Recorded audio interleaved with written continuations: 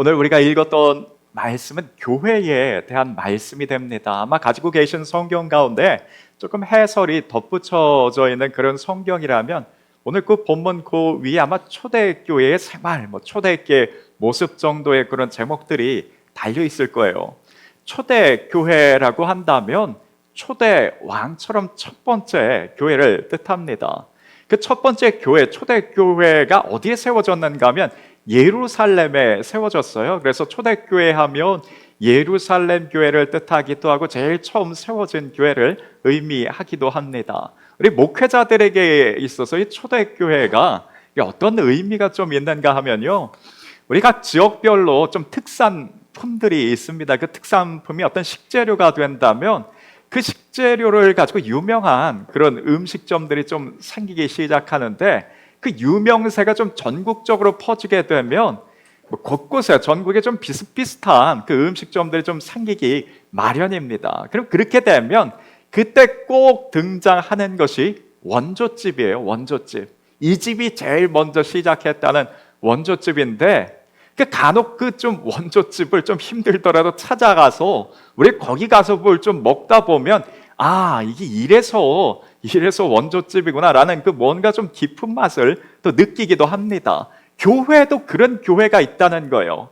꿈꾸는 교회, 이상적인 교회, 늘 닮고 싶은 교회, 뭔가 좀 다른 교회가 있는데 그 교회를 들어서 초대교회, 예루살렘 교회라고 여깁니다. 그래서 목회자들이 늘 교회 안에 설교 가운데서도 우리 초대교회로 돌아가야 된다고 하는데, 원하기는 계속 과거로 돌아갈 것이 아니라 현재의 우리 교회가 그 초대교회이기를 원합니다. 그래서 오늘 말씀 가운데 우리가 읽었던 초대교회의 모습과 생활들을 보면서 우리 교회 가운데 조금 더, 우리 모습 가운데 조금 더 힘써야 될 부분들, 더 닮아가야 될 부분들이 무엇인지를 보고 그 모습을 담기를 원하면 우리 교회가 초대교회 같기를 원합니다. 하나님께서 사도행전을 통해서 이 초대교회 모습을 우리 가운데 알려주신 것은 그 구현하기가 불가능한 그 모습을 우리에게 보여준 것이 아니라 현재 우리 교회 안에서도 그 초대교회 성도들이 누렸던 기쁨과 행복과 그 능력과 그 역사들이 이 교회 안에도, 현재 우리 각 교회 안에서도 이루어질 수 있기에 우리에게 주신 말씀인 줄 믿습니다. 그래서 오늘 말씀을 통해서 그 초대교회의 능력과 역사와 기쁨과 그 성도들의, 그 교우들의 그 행복이 우리 가운데도 있기를 원합니다. 그 초대교회 그 모습 가운데, 교우들 가운데 어떤 행복과 즐거움이 있었는지 46절을 같이 한번 읽겠습니다. 날마다 마음을 같이하여 성전에 모이기를 힘쓰고 집에서 떡을 떼며 기쁨과 순전한 마음으로 음식을 먹고라고 했습니다. 날마다 모이기를 힘썼다라고 했는데, 이게 목회자가 모이자고 해서 모였던 것이 아니라 그들이 그냥 기쁜 마음 가운데, 즐거운 마음 가운데, 순전한 마음이라고 했는데 순수한 마음을 이야기합니다. 어떤 목적을 가지고 했던 것이 아니라 그저 기쁨 가운데, 자연스럽게 행복한 마음 가운데 교회에 모이는 것이 기쁨이 있어서 함께 했습니다. 우리 교회가 그와 같기를 원합니다. 그 주일이 되면 목회자가 성도님들, 교우들이 보고 싶어서 얼른 주일이 오기를 기다리며 우리 각 교우들도 같은 마음으로 흩어졌을 때 늘 교우들과 함께하는 그 시간, 예배 시간과 얼굴 보는 시간을 우리 기다릴 수 있기를 원합니다. 모든 교회가 이 초대교회와 같지는 않았어요. 서로 보는 것이 불편하고 다툼이 있는 교회도 있는데, 초대교회는 모이기를 힘썼는데 그 모임 가운데, 그 자체 가운데 기쁨이 있었습니다. 보기 싫은 얼굴 보는 건 그건 고통일 텐데요, 보고 싶은 얼굴을 보는 것은 기쁨이 돼요. 그 기쁨이 우리 가운데 있기를 원합니다. 초대교회에 무엇이 달랐길래 이런 기쁨 가운데에 성도들이, 교우들이 신앙생활을 할 수 있었는지 하나씩 그 초대교회 모습들을 한번 살펴볼 것입니다. 한번 42절을 보니까요, 초대교회에 그들이 사도의 가르침을 받아라고 했습니다. 서로 교제하고 떡을 떼며 기도하기를 힘썼다라고 했는데, 그 교회 가운데 첫 번째 있었던 것이 사도의 가르침이었어요. 사도의 가르침을 받아라고 했는데, 사도의 가르침이란 다른 것이 아니라 하나님의 말씀이었습니다. 하나님의 말씀이 그 교회에 나아갈 방향의 근간이 되었고 성도들의 신앙생활의 중심이 하나님의 말씀이었습니다. 그런데 이 하나님의 말씀이 어떻게 주어졌는가? 사도들을 통해서 주어졌습니다. 과거로부터 하나님께서 당신의 자신의 말씀을 백성들에게 전하실 때에 각각 개개인에게 1대1로 자신의 말씀을 전해 주시지 않았습니다. 구약 시대에서는 제사장이나 선지자들을 통해서 하나님의 말씀이 전달이 되어졌고, 이 초대교회 때에도 마찬가지였어요. 하나님께서 교인들 한 사람 한 사람을 만나서 자신의 말씀을 뜻을 전달한 것이 아니라 사도들을 통해서, 말씀을 맡은 자들을 통해서 전하게 하셨습니다. 제가 이 말씀을 조금 쉽게 전한다, 지금 좀 쉽게 전한다라고 한다면, 초대교회 모습 가운데에서는 그저 사도들의 가르침을 잘 받고 그대로 잘 따르는 그런 모습들이 있었으니, 우리도 물론 현재의 목회자가 날마다 하나님의 말씀을 새롭게 받아서 전하는 것은 아니에요. 성경을 통해서 하나님의 말씀을 전달합니다. 그러니 이렇게 당시의 사도들을 통해서 교회에 하나님의 말씀이 전해졌고 그 말씀을 잘 가르침을 받았던 것처럼, 현재 우리 교회에서도 목회자를 통해서 전해지는 하나님의 말씀을 잘 들으시고 가르침을 받아 준행하시기 바랍니다 라고 그렇게 넘어간다면 저도 좀 별 부담감이 없고 좀 수월하게 지나갈 것 같아요. 그런데 지금 읽었던 이 말씀 가운데에서는 그 숨겨진 생략된 내용이 있어요. 그 생략된 내용이 무엇인가 하면, 사도들의 가르침을 교인들이 받았다라고 했는데, 그 사도들이 말하자면 신뢰할 만한 목회자가 되어서, 본이 되는 목회자여서 그들의 가르침을 교인들이 받아들였다라는 것입니다.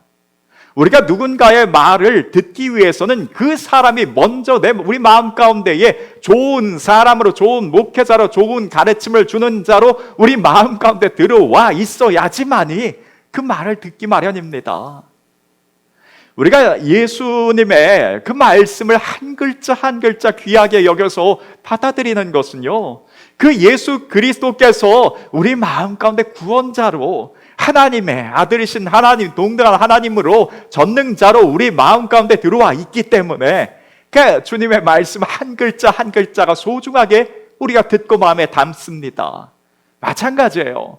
당시의 초대교회 가운데 어떻게 해서 교인들이 사도들의 말을 그대로 받아들일 수 있었는가? 그들이 나의 영혼의 양식과 우리의 목자로서, 좋은 목자로서 있다는 것을, 좋은 목회자, 목사로 그들 마음 가운데 들어와 있었기 때문에 그들의 가르침을 받을 수 있었습니다. 이게 설교를 전하는 자와 설교를 듣는 자의 관계가 그렇습니다. 가르치는 자와 가르침을 받는 자의 관계가 그래요. 그 사람이, 그 대상자가 마땅히 내 목회자, 내 목사님으로, 내 교사로, 가르치는 자로 우리 마음 가운데 들어와 있어야지만이 그 말이 우리 가운데 들어올 수 있습니다. 예수님의 복음의 말씀을 듣는 것도 현재 우리는 한 글자 한 글자가 소중하지만, 길가에 밖에 나가서 이야기했을 때 예수님께서 우리를 위해서 이렇게 하셨습니다, 예수님을 믿어야 천국 갈 수 있습니다 라는 이런 말들을 전해줬을 때에 그들 가운데, 세상 모든 사람들이 그 말을 받지 않는 것은 그 마음 가운데 구원자로 들어와 있지 않기 때문에 그렇습니다.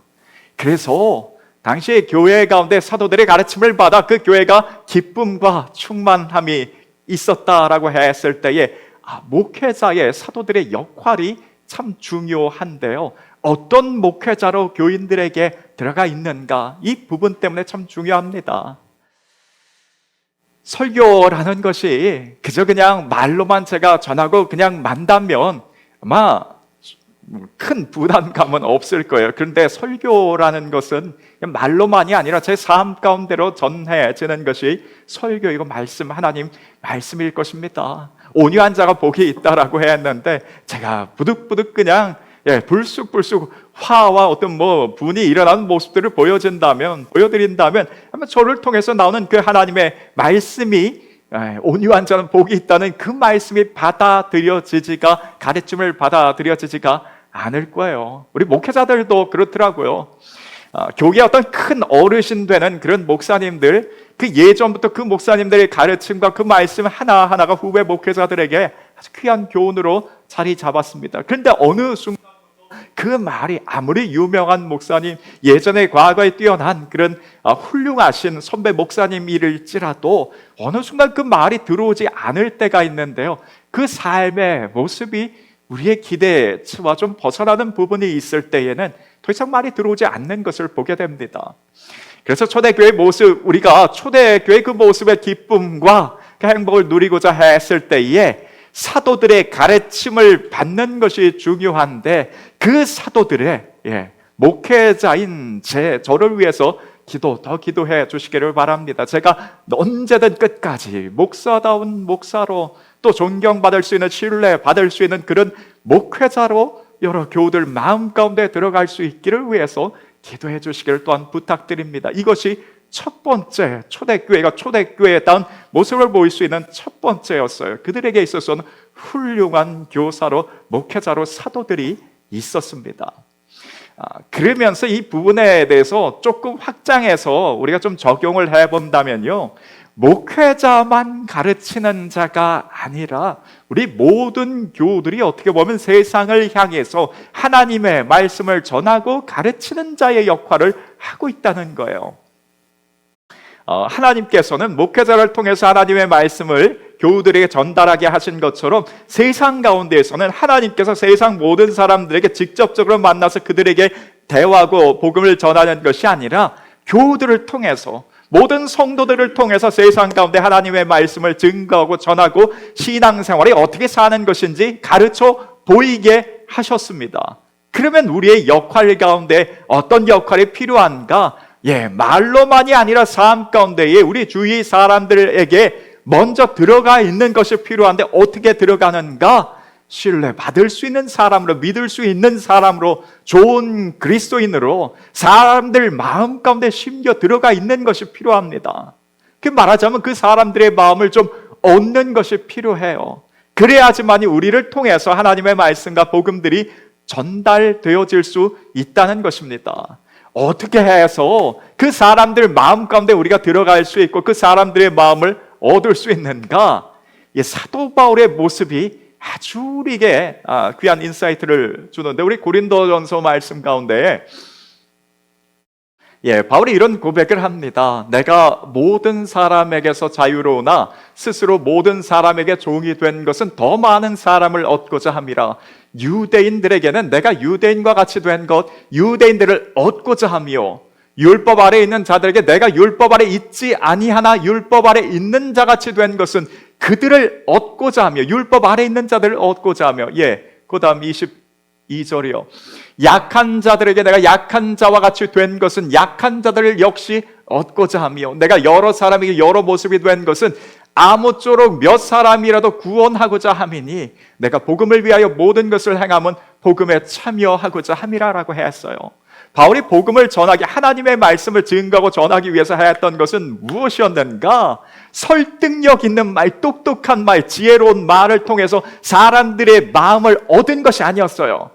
바울이 사람들의 마음을 얻을 수 있었던 것, 그들 마음 가운데 좋은 사람으로 들어갈 수 있었던 것은 다른 것이 아니라 자신이 가지고 있는 권리와 권한을 그걸 좀 내려놓는 것이었습니다. 그게 사람들의 마음을 얻는 비결이었어요. 그 말하자면 내가 아무리 똑똑한 말로, 설득력 있는 말로, 지혜로운 말로 사람들의 마음을 얻고자 하더라도 내 권리, 권한만을 부득부득 찾고 있다면 사람들의 마음을 얻을 수 없다는 거예요. 요즘 우리 어떤 시대입니까? 자기의 권리, 권한 그 하나라도 놓치면 그 큰일 날 것처럼 하고 있는, 그렇게 살 수밖에 없는 시대 가운데 우리가 있어요. 우리 모습 가운데도 그렇고 스스로도 그렇게 원하고 우리 자녀들에게도 그것을 요구를 합니다. 그런데 그렇게 생활했을 때 저 사람 참 똑똑하다고 잘 산다고 할지는 모르지만 그 사람들의 마음을 얻을 수는 없다는 거예요. 바울이 왜 굳이 이런 고생을 했겠는가?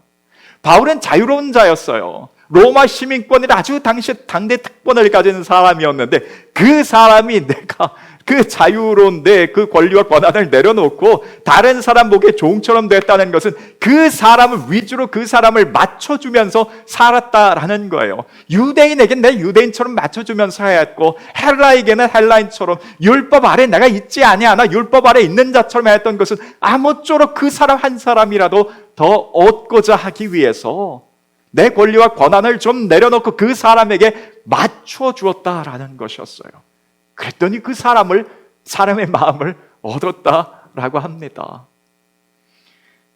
가깝게는 우리 가족들의 마음을 얻는 것도 내 남편으로서의 권리만 찾고 아내로서의 권리만 찾는 것이 아니라 내 것을 조금 내려놓고 가족 안에서부터 그랬습니다. 그래서 내 마땅히 좀 이 쓴소리 한번 하고 이 상황 가운데 내 것을 좀 주장할 법, 내 의지와 좀 그 어떤 뭐 좀 큰 소리 한번 날 법한 그 상황 가운데서도 내 권리와 권한을 조금 내어놓고 상대방을 맞춰줄 때에, 용납할 때에, 때로는 용서할 때에, 받아주고 더 내가 양보하는 그 모습이 있을 때에 사람의 마음을 얻을 수 있다라고 합니다. 그래서 우리 모습 가운데에 사람들을 좀 얻기를 원합니다. 그 사람 마음 가운데 들어갈 수 있기를 원합니다.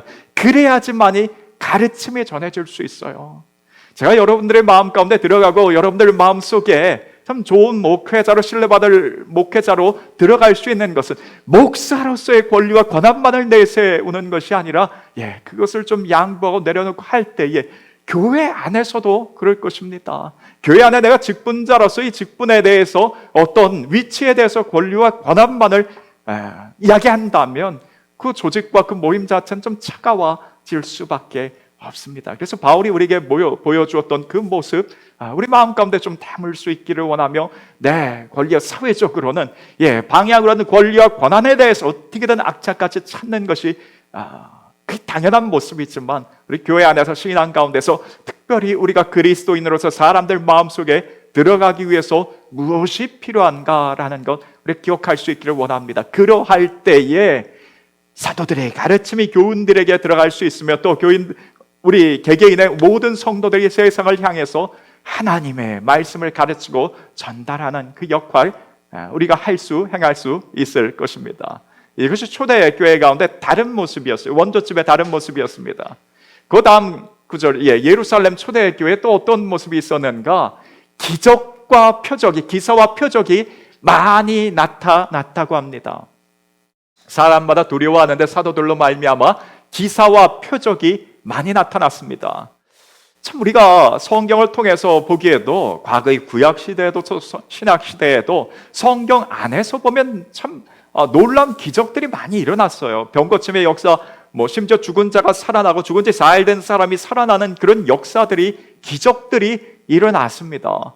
그 성경 시대는 참 그런 기적들이 좀 풍성하게 일어났는데, 그 지금 시대에는 그 좀 시대가 달라져서 바뀌어서 더 이상 기적이 일어날 필요가 없는가라고는 생각지 않습니다.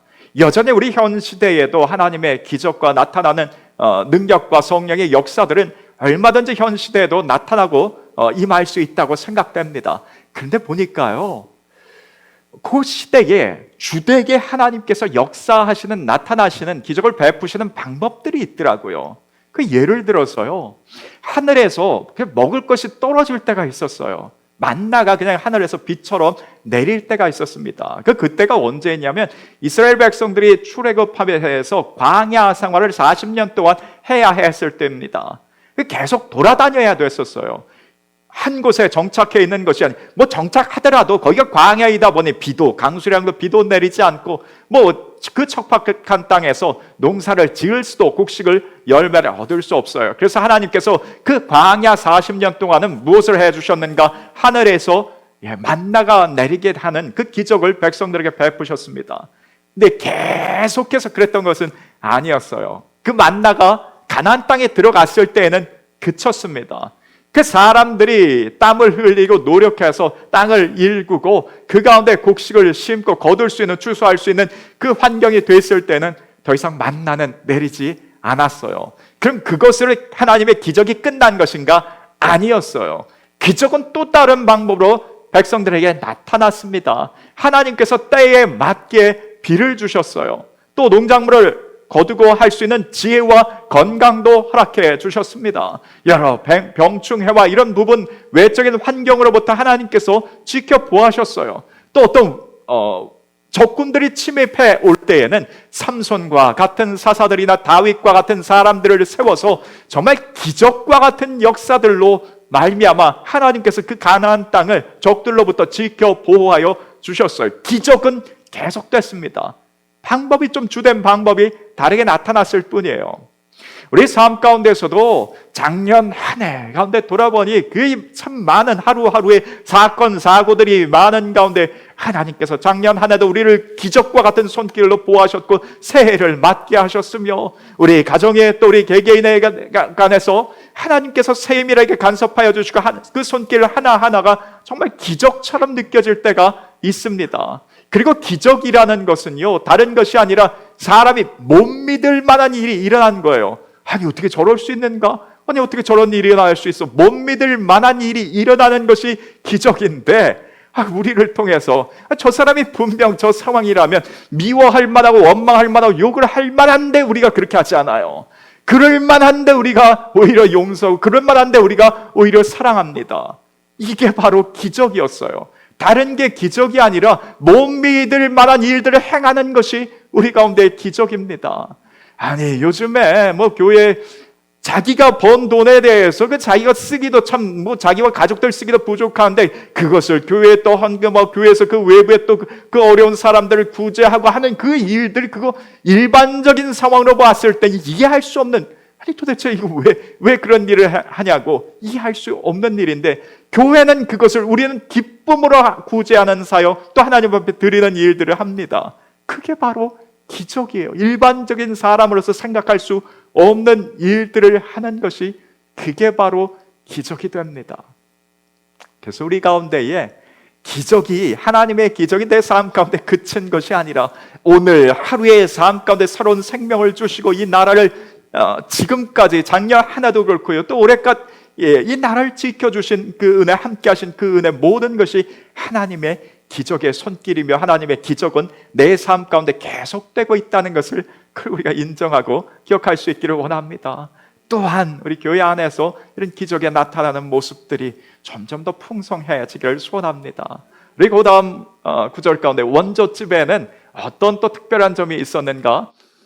같이 한번 읽겠습니다. 믿는 사람이 다 함께 있어 모든 물건을 서로 통용하고, 45절입니다. 그 다음 구절이 없네요. 또 재산과 믿는 사람이 다 함께 있어 모든 물건을 서로 통용하고, 45절 또 재산과 소유를 팔아 각 사람의 필요에 따라 나눠 주었다라는 것이 그 초대교회의 모습이었어요. 근데 이 말씀은 어떤 공산주의를 뒷받침하는 말씀은 아닙니다. 공산주의라고 한다면 부유한 자들의 것을 억지로 강한 자로 빼앗아서 가난한 자들에게 나눠주면서 그걸 균등케 한다는 것이 공산주의인데, 결과적으로 나타난 것은 그로 인해서 사회가 균등하게 된 것이 아니라 오히려 부와 권력이 더 소수에게 집중되어져 버렸어요. 근데 초대교회 때에 나오는 자신의 가진 것을 팔아서 필요에 따라 어려운 사람들을 돕는 것은 자발적으로 그들이 행했던 모습이며, 그게 초대교회 안에서만의 모습은 아니었습니다.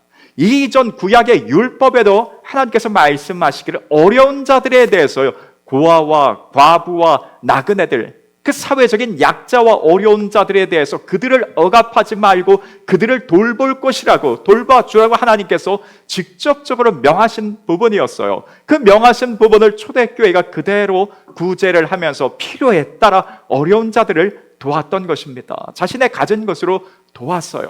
이 모습이 우리가 어떤 의미가 있는가 하면, 우리 잠언 말씀에 보면 여호와는 교만한 자의 집을 허시며 과부의 지게를 정하시느니라 라는 말씀이 있습니다.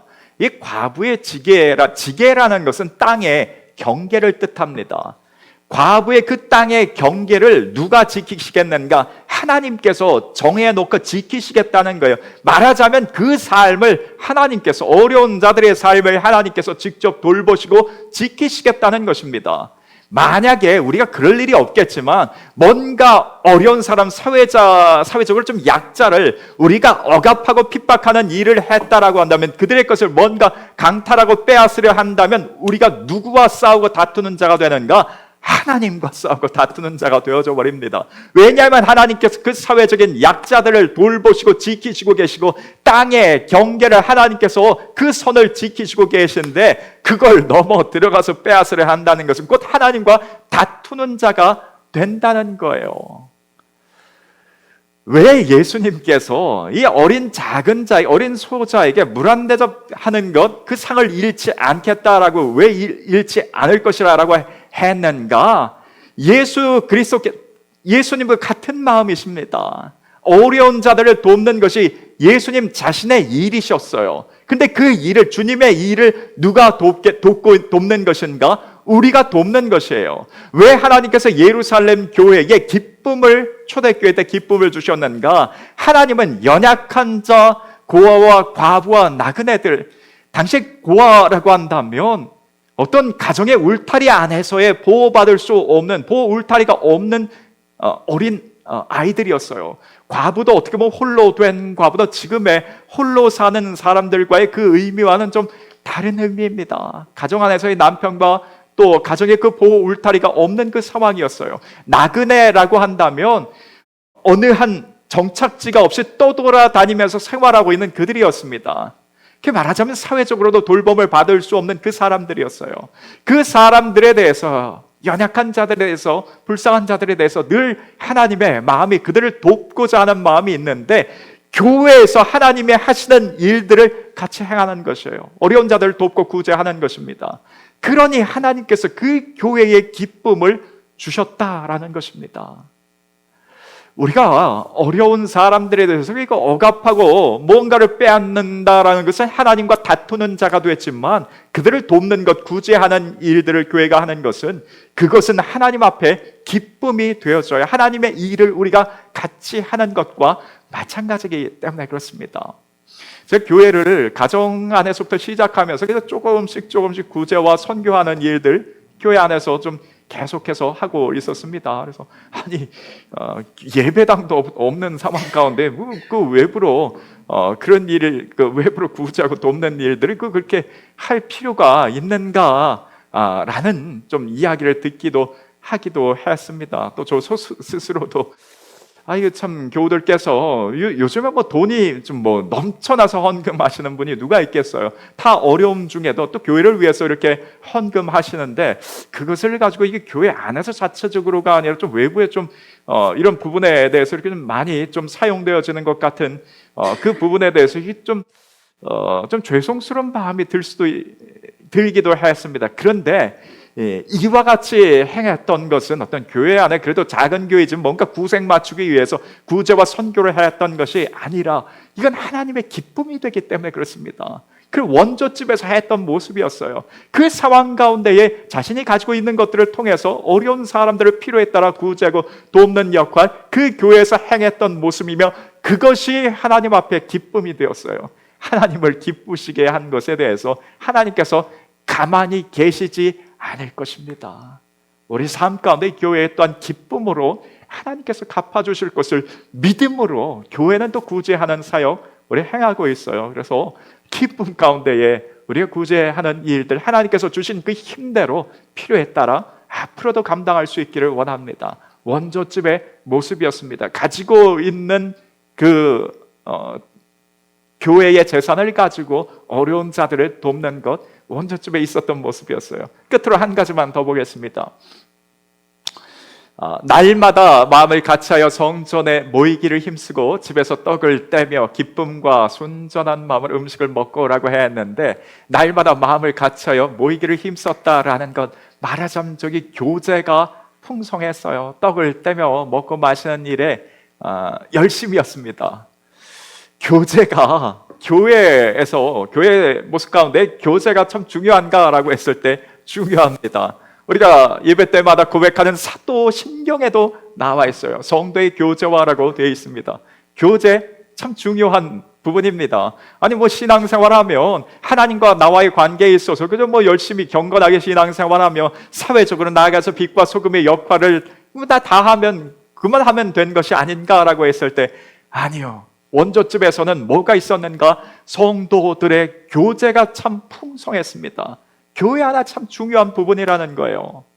그 요한일서 4장에 보면 왜 교제가 성도들의 교제가 왜 중요한가 알 수 있는데 누구든지 하나님을 사랑하노라 하면서 그 형제 자매를 미워하면 이는 거짓말하는 자니 보는 바 그 형제 자매를 사랑하지 않은 자는 보지 못하는 바 하나님을 사랑할 수 없다라고 했습니다. 곧 하나님 사랑이 무엇인가? 형제 사랑, 자매 사랑으로 나타난다는 거예요. 사람은 누구나 다 하나님의 형상대로 지음받았는데 그 사람을 귀하게 여기지 않고 그 사람을 사랑하지 않는 것은 하나님을 사랑하지 않는 것과 마찬가지라는 거예요.